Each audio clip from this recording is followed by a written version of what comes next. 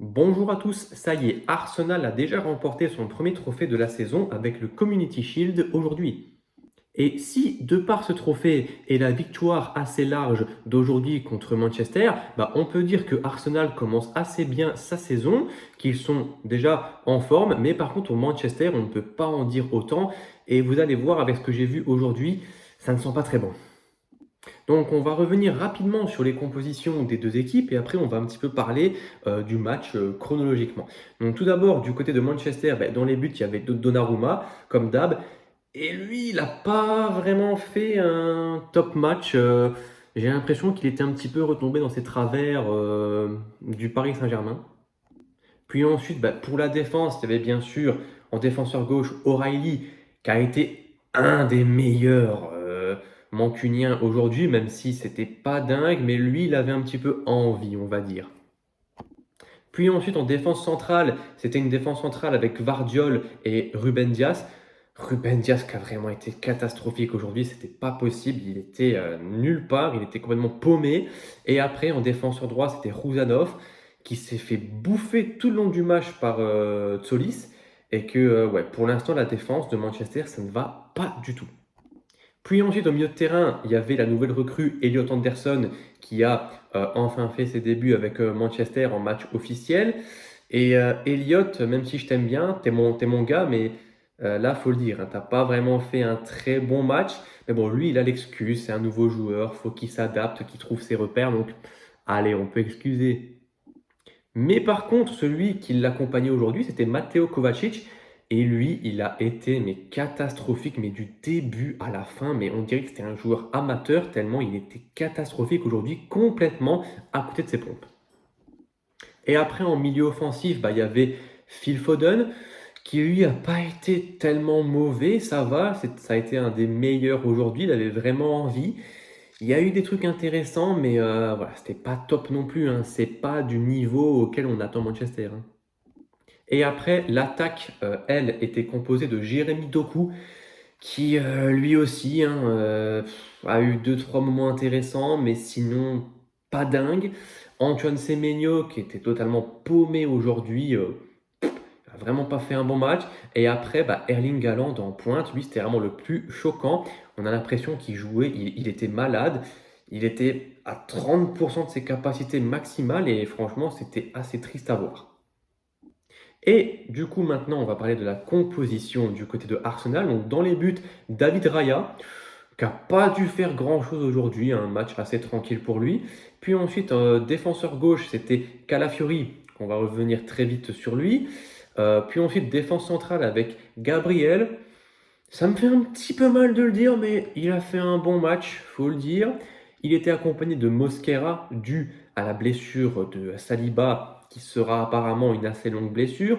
Mosquera, ça va, il a tenu la baraque. Et après, à droite, Ben White. Il a alterné entre le bon et le moins bon, mais globalement, allez, ça va. Puis ensuite, au milieu de terrain, il y avait la nouvelle recrue du côté des Gunners avec Bruno Guimaraes. Même si lui, on pouvait se dire, ah, l'adaptation, Newcastle, machin. Non, lui, vraiment, il a pris ses marques directement. Il a été assez bon, il a fait un très bon match. Il a été accompagné de Lewis Kelly. Pas grand-chose à dire. Pas un match non plus hein, à se rouler par terre. Mais par contre, ils ont été accompagnés pour compléter ce milieu de terrain d'un très bon Martin Odegaard aujourd'hui. Il a vraiment été très très bon. On sent un petit peu que cette Coupe du Monde lui a fait du bien, ça l'a un petit peu réveillé, ça l'a débloqué. Et on espère que ça va continuer parce qu'Odegaard, c'est un bon joueur en vrai. Et puis ensuite, l'attaque, aujourd'hui, elle était constituée de Solis, hein, du côté gauche, qui a vraiment fait un bon match. Lui, pour le coup, il vient du championnat belge. Voilà, énorme gap de niveau entre les deux championnats. Lui, il a vraiment été performant aujourd'hui. Il a fait un très bon match dans le duel. Il y a deux, trois petits trucs à régler, mais franchement, pour ce qu'il est venu, c'est-à-dire être un remplaçant, je suppose, ou alors à terme devenir titulaire, parce que la concurrence, c'est Gabriel Martinelli. Donc ça va, je pense que c'est pas insurmontable pour lui. Et franchement, ouais, à voir en première ligue, mais il peut vraiment s'imposer comme un titulaire du côté de Arsenal. Et après, en attaque, il y avait Kai Havertz, hein, l'inévitable Havertz. Il a fait un meilleur match que ses matchs du côté de l'Allemagne, mais ouais, sinon pas grand chose à dire. Et après, il y avait Madueke. Madueke, on sent qu'il a envie, mais il a une espèce de limite. C'est-à-dire qu'il arrive bien à se projeter, conduite de balle, mais quand il arrive à être près de la surface, il panique et il fait toujours les mauvais choix. Mais sinon, c'est un bon joueur, hein, Madueke, mais dans le dernier geste, hein, ça manque un petit peu de justesse. Donc voilà, du coup, ce match, il ne fallait pas arriver en retard, car du coup, il y a eu un but après 23 secondes. Et c'était un but du coup de Calafiori, hein. Donc là, City, que dire? Ils n'ont pas commencé leur match, hein. Les mecs, ils étaient: «Ah ouais, si» et Lewis Kelly, profondeur. Calafiori, il part, but directement. Donc là, ouais, c'était vraiment pour dire: «Allez, directement, on vous laisse pas respirer» et City, un petit peu une erreur de débutant, hein, de se faire prendre aussi vite, hein, dans un match comme ça, que tu sais bien que Arsenal, quand ils te mettent le premier but, ils sont vraiment durs à aller chercher, hein. Mais donc justement, pour revenir un petit peu sur Manchester City, on avait l'impression qu'aucun joueur n'était prêt physiquement. Les mecs étaient tous lourds, ils étaient vraiment pas rodés, ils n'avaient pas un bon tout toucher de balle. Surtout Haaland, hein. Haaland, à un moment, il y a eu une passe en profondeur. Il était en duel face à Mosquera, bon, qui je pense pas est le défenseur le plus rapide du monde. Normalement, Haaland doit le bouffer tous les jours. Là, il n'a pas réussi à le rattraper. C'était vraiment ultra bizarre. Donc voilà. Et puis ensuite, dans le début du match, ouais, franchement, City, ils avaient vraiment du mal à combiner, à faire deux passes. Pourtant, l'équipe n'a pas changé. C'est globalement les mêmes joueurs que la saison passée, à part Anderson. Et ils avaient vraiment du mal à ressortir, à résister au pressing d'Arsenal. En même temps, il y avait très très peu d'espace laissé par Arsenal. Ils avaient vraiment une défense incroyable aujourd'hui, même si oui, on sait bien qu'ils jouent avec toute l'équipe derrière. Mais ouais, franchement, la défense d'Arsenal était top. Et le pressing était bon, mais franchement, City, il n'y avait pas de mouvement aussi, hein. Les joueurs étaient très très immobiles, ce qui fait que souvent, Nico O'Reilly, quand il voulait un petit peu monter ou quoi, il avait aucune solution de passe et du coup, il faisait toujours des passes en retrait. Donc, après Arsenal, moi, je me suis noté Arsenal est égal anti-football parce que dans ce match, ils ont encore joué à fond sur les corners. Et du coup, on voyait bien que au moment de tirer le corner, tu as Ben White, il s'occupait d'aller gêner le gardien. Enfin, et les arbitres, ils dorment ou quoi? Enfin, je sais pas, t'as des mecs à la VAR, il y a 3 paquebots à la VAR, ils ont 15 écrans d'ordinateur, il n'y en a pas un qui voit qu'il y a un mec qui gêne le gardien. En plus que surtout, quand il y a un but sur corner et qu'on voit que le joueur a bloqué le gardien, on annule le but pour faute. Alors pourquoi là, il n'y a pas faute? Et putain, mais cette règle de merde! Et après, Arsenal, tu voyais vraiment, ils cassaient les couilles pour avoir des corners à chaque fois. Ça m'énervait un petit peu, faut dire. En tout cas, bref, petite parenthèse sur l'anti-football terminée. Puis ensuite, il y avait très très peu d'espace pour Manchester City car Arsenal, dès qu'il y avait une passe qui était faite, t'as tout le monde qui sprintait pour vraiment revenir à son poste, tenir les joueurs, chacun son homme, vraiment faire un pressing en sorte de inciter les joueurs à faire une passe de ce que tu veux. Mais wow, oui, c'est vraiment tellement au-dessus physiquement. Franchement, c'est du tout au tout, surtout que tu as des joueurs qui ont fait la Coupe du Monde à Arsenal. Donc, on peut pas dire qu'ils sont tous frais. Et là, franchement, ils étaient tous bien in shape. Les mecs, qui couraient partout. Franchement, ils n'étaient pas crevés et ils étaient en forme, quoi. Donc, du coup, il y a eu le pressing qui était mieux. Tactiquement, c'était mieux. Physiquement, c'était mieux. Et techniquement, wow, ils se sont pris une drill. Mais Arsenal, vraiment, bah, ça va. Ils n'ont pas non plus des joueurs de ballon incroyables, mais les sorties de balles, elles étaient propres, hein. Tu as vu en un temps. Et ça, je pense que Guimarães, c'est une très très bonne prise parce que ça te manquait un petit peu de joueurs bons avec la balle dans ton milieu de terrain. Et là, franchement, Guimarães, il t'apporte un petit peu ce supplément technique en plus dont tu avais besoin. Donc, franchement, pour les ressorties de balles et tout ce qui s'ensuit, c'est très très bien parce que vraiment, les ressorties de balles en un temps, un, deux, trois passes comme ça, c'était top. On dirait un petit peu l'Espagne. Et bien forcément, avec une telle domination, le score ne pouvait faire que s'aggraver.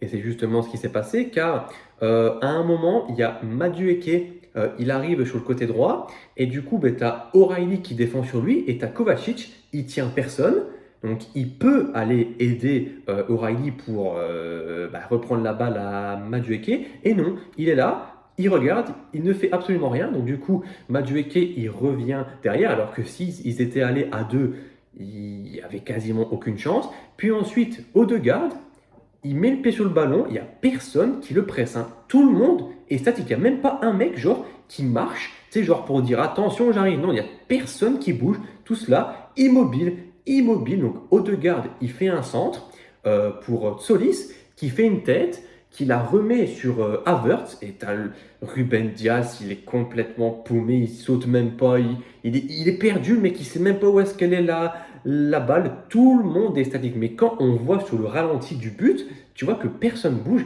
La défense à la rue complet. Et même Donnarumma, vraiment pas rassurant dans les airs. Il n'est pas sorti sur le centre ou je sais pas quoi. Donc Havertz, il a juste eu à mettre sa tête.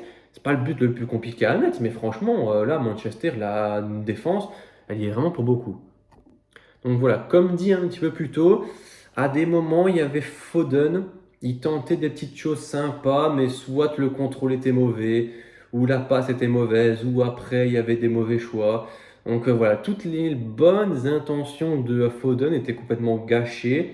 Et après, il y a Haaland, comme je dis, il avait vraiment, vraiment du mal. Il y a une frappe, je comprends pas, c'est vraiment les frappes typiques que Haaland y met tout le temps. Doku, il lui fait une passe en profondeur top, top, il peut pas la mettre mieux. Haaland, c'est vraiment les buts qu'il aime bien. Courir derrière la balle et tac, la mettre en une touche. Et là, même ça, il la rate. La balle, elle est partie en l'air. Quand il a tiré, il est tombé. Et j'ai pas compris. Après, il y a une deuxième occasion où Haaland, c'est des trucs qui met ça tous les jours. Il la rate. Mais Haaland, franchement, j'ai pas compris qu'est-ce qui s'est passé. Tu t'es fait quitter par ta meuf, hein. Je sais pas, t'as mal dormi. C'est méconnaissable. Donc voilà, la deuxième mi-temps, c'est un petit peu. Enfin, la première mi-temps, pardon, c'est un petit peu fini comme ça. Ça avait chauffé un petit peu pour Arsenal. Il y avait Manchester qui avait eu des bonnes occasions un petit peu en fin de mi-temps, mais rien de très très concret. Et du coup, qu'est-ce qu'on peut retenir de cette première mi-temps? Que Arsenal est à un bon niveau, il faudra compter sur eux pour être dans le haut de tableau de Première Ligue. Et par contre, la défense de Manchester, c'est catastrophique, hein. Et là, toute l'équipe est mauvaise, mais surtout la défense, mais ils ne peuvent pas continuer comme ça, hein. S'ils continuent comme ça, je vous le dis, ils ne sont pas dans le top 5 de Première Ligue. Pas du tout, franchement, aucune chance. Là, ils sont, mais cata, quoi, c'est zéro. Il n'y a personne, il n'y en a pas un pour rattraper l'autre.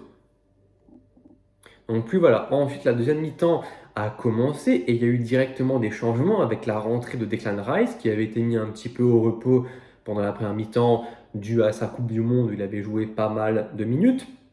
Et ensuite du côté de City, tenez-vous bien, hein, Doku est sorti à la place, on a fait rentrer qui? Jack Grealish. Ah ouais, quand même. C'est-à-dire que Maresca, il était tellement désespéré que ça a quand même fait rentrer Jack Grealish, quoi. Jack Grealish qui est plus connu pour ses gros mollets que son niveau footballistique, hein.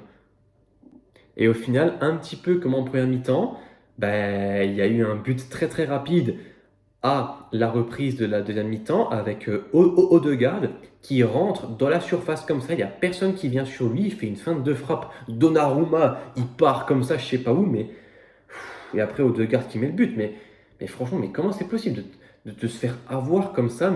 Et même, il n'y a personne qui bouge en défense. Mais j'en ai marre de me répéter tellement de fois. Je ne suis pas supporter de Manchester City, mais franchement, mais ça m'énerve de voir une équipe aussi peu agressive, avec aussi peu de répondants, et qu'en défense, mais on dirait que c'est des amateurs, quoi. On dirait vraiment qu'aujourd'hui, Arsenal a fait un match amical contre une Détroit. Et ensuite, il y a même Haaland qui est sorti. Logique. O'Reilly qui est sorti pour faire rentrer Marc Guéhi et Marmouche. Foden et Elliot Anderson sont sortis également pour faire rentrer Cherki et Rico Lewis. Et du côté de Arsenal, c'est Calafiori et Madueke qui sont sortis pour faire rentrer Hincapié. Hincapié qui a vraiment pas été bon, hein. Et après Saka qui est rentré. Et donc du côté des changements de Manchester, comme j'ai dit, il n'y en a pas un pour attraper l'autre. En fait, les joueurs sur la pelouse étaient tellement nuls, tu t'es dit, bon ok, je vais faire des changements pour un petit peu espérer que ça soit mieux. Eh ben non, c'était le même. Marmouche, fantomatique, vraiment rien à dire. Il était nul. Gueye, Il avait fait une très bonne Coupe du Monde et là, pas dingue. Et Rico Lewis, par contre, lui, il a été pas mal, pas excellent, mais voilà, dans ce tas de merde qu'a été l'équipe de Manchester aujourd'hui, Rico Lewis, il sortait un petit peu du panier, voilà, c'est toujours bien. En tout cas, ouais, c'est pas avec la performance de Rico Lewis aujourd'hui que tu vas gagner la première ligue, hein, ça c'est sûr. Et après, je voudrais te dire un petit mot sur Cherki. Donc Cherki, je ne sais pas pour qui il se prend. Le mec, ça dit ouais, c'est un crack, c'est un prodige et tout. Bon, le mec, il va un petit peu sur ses 23-24 ans. Donc le crack, le prodige, on attend encore. Il est censé rentrer dans son prime petit à petit. Si c'est ça son prime, on peut un petit peu douter. En même temps, quand tu que les Français qui disent qu'il est fort, il faut un petit peu se méfier. Et puis ensuite, Cherki se prend vraiment pas pour de la merde, hein. Le mec se prend vraiment pour Neymar Prime. Parce que le mec, il rentre sur le terrain, il commence à faire des passes et tout, ok. Et quand tu as les joueurs, il ne réceptionne pas sa passe alors que c'est lui qui fait une mauvaise passe, comme quand il est rentré. T'as Semenyo, il part pour faire un appel. Cherki ne fait pas une passe en profondeur, il fait une passe vers lui, vers là où il était. Donc du coup, la passe, elle passe dans son dos et ta Cherki commence à lever les yeux en l'air, à faire ainsi des gestes d'agacement. Mais tu te prends pour qui?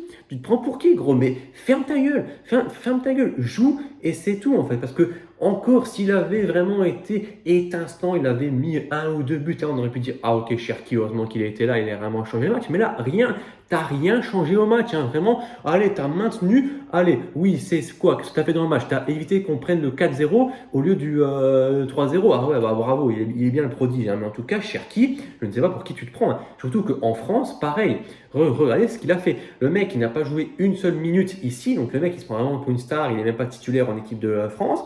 Quand on te donne ta chance, on te fait jouer, t'en branles pas une. Tu te prends un 4-0 à la mi-temps et quand tu sors, t'embrouilles Deschamps, alors que t'as rien à dire, hein. C'est toi qui a été nul, c'est pas Deschamps qui a été nul, hein.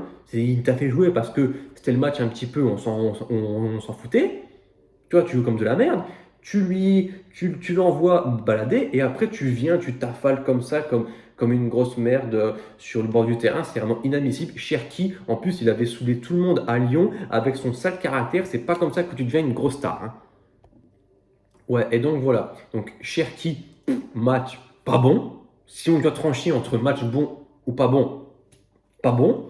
Juste deux fois, il avait fait une bonne passe. Et après, il avait fait un moment, il avait bien dribblé dans la surface, mais ça n'avait mené à rien parce il n'avait fait que passer en fait. Il était passé dans la surface, aucune passe, aucun tir. Et après, il est revenu derrière, ça ne servait à rien. Et après la 60e, franchement, Manchester City, ça devenait gênant, hein. Je dis, ça devenait gênant parce que là, tu avais des Kovacic qui faisaient une passe, ça partait en touche directe. Les joueurs n'arrivaient même plus à faire un contrôle. Ils ne faisaient plus rien. Il n'y avait aucun répondant. Les mecs avaient complètement baissé les bras. La saison n'a même pas encore commencé. Par exemple, tu te permets de faire des trucs comme ça, de oh, je baisse les bras, c'est 3-0. Eh ben, qu'est-ce que tu veux? Mais c'est quoi cette mentalité de merde? Mais tu vois bien que Manchester, c'est plus le Manchester d'avant où tu avais De Bruyne, David Silva, Agüero, Sterling. C'est terminé maintenant. C'est des mecs qui se prennent pour des stars juste parce qu'ils sont à Manchester. Mais c'est pas parce que tu es à Manchester que tu es une star en fait. C'est parce que tu es une star que tu es à Manchester. Mais c'est un peu comme ça. C'est pas parce que tu es à Manchester que ça y est, ouais, je suis une grosse star, respectez-moi. Nanana. Mais non, c'est pas comme ça que ça marche. Et franchement, avec le niveau qu'ils ont affiché aujourd'hui, mais moi, je me regarderais même plus dans un miroir et je ferais vraiment pas le malin, hein, parce que le championnat recommence dans une semaine. Toi, ton ambition, c'est de gagner le titre en te prenant un 3-0 net comme ça. En plus, Arsenal, c'est pas une équipe qui est habituée à marquer beaucoup de buts. Qu'est-ce que ça va être après, hein? Surtout que là, ils se prennent Bournemouth première journée. Bournemouth, il n'y a aucun joueur qui a disputé la Coupe du Monde. Donc, ils vont être au taquet, les mecs. Ils vont leur rentrer dedans direct. Donc, il faudra faire attention, hein. Pas se prendre une humiliation première journée, hein. Puis un petit peu après ça, on a eu l'entrée de Gyökeres et Zubimendi pour un petit peu commencer leur saison. Bon, ils n'ont servi à rien. Et puis ensuite, du coup, sortie de Kaya Havertz et de Lewis Kelly. Et après, sortie de Kovacic, comme j'ai dit, qui a été exécrable. Rentrée de Nico Gonzalez, qui a rien fait. Enfin, franchement, City, comme je dis, il y avait personne pour rattraper l'autre et chaque joueur qui rentrait n'apportait rien en plus. Enfin, vraiment, on dirait que les mecs, ils n'ont pas du tout profité de ce match de merde pour me dire ah ok, je suis remplaçant, vas-y, je vais rentrer, je vais essayer de faire un bon truc. Non, rien, ils se sont dit ok, on a été nul, bah je rentre, ah bah je suis nul aussi, ah bah vas-y. Et puis ensuite, bah, City, comme ils avaient complètement perdu les bras, bah, Arsenal en a un petit peu profité. Et petite parenthèse, mais Arsenal en projection, aujourd'hui c'était hyper puissant. Les contre-attaques comme ça en deux passes, t'arrives à ton ailier, c'est vraiment top. En plus, bah, qu'ils étaient super frais physiquement parce que même après la 80e, t'as tout le monde qui courait comme ça en contre-attaque alors que t'es déjà 3-0. Donc franchement, Arsenal, bah, c'était top. Et il y a même eu une grosse occasion de Saka.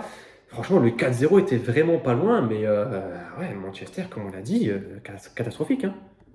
Donc voilà, c'était le premier match officiel de ces deux équipes. Donc, au global, c'était un Arsenal pas excellent. Franchement, ils ont fait un bon match, mais voilà, ça m'a pas choqué. C'était pas une performance all-time non plus. Mais bon, au moins, on sait que eux, directement, ils vont être en forme. Et en début de championnat, il faudra compter sur eux. Et il faudra faire attention à eux. Et après, Manchester City, gênant. Franchement, là, j'ai peur pour eux. Limite, s'ils continuent comme ça, le top 4, c'est mort. C'est impossible. Tu peux pas jouer comme ça et espérer dans le top 4 de Première Ligue. Et ouais, on verra bien en début de championnat, mais sur les 4 premières journées, il y a moyen que Manchester ne prenne pas beaucoup de points et que ces points-là, tu pourrais les regretter en fin de saison. Et après, la Ligue des Champions, c'est bientôt, hein. C'est le 8 septembre, hein. Donc, ouais, la Ligue des Champions, c'est pareil, hein. Dans la grande phase de groupe, si tu perds des points bêtement directement, tu pourras les regretter en huitième journée, hein. Donc en début de saison, ouais, des fois on peut dire ouais, début de saison, faut le temps, faut le temps. Ouais, mais non, hein, vaut mieux hein, faire un bon début de saison, hein. Ça c'est logique, je ne vous apprends rien. Mais là, franchement, Manchester, il faut faire attention hein, parce que vraiment, ça peut vraiment tourner mal hein, cette histoire. Hein, parce que le niveau, vous vous rendez pas compte. Hein. Le niveau aujourd'hui de Manchester City, inquiétant. Hein. Très, très, très inquiétant. Donc voilà, merci d'avoir été là pour cette vidéo. Voilà, petit débrief à la cool comme ça. Et voilà, donc la saison de Première Ligue va reprendre très bientôt, vendredi avec Arsenal contre Coventry. Donc voilà, on verra bien. Donc comptez bien sur Arsenal en ce début de saison. Et attention Manchester, attention, ça peut être une saison cauchemardesque. Hein. Pour l'instant, moi je pense Maresca ne dépasse pas janvier. Hein. On verra bien. L'avenir nous le dira. Mais en tout cas, voilà. Donc, les pseudo-stars de Manchester, réveillez-vous. Allez courir un petit peu, allez faire un petit peu de cardio parce que là, ça va pas du tout.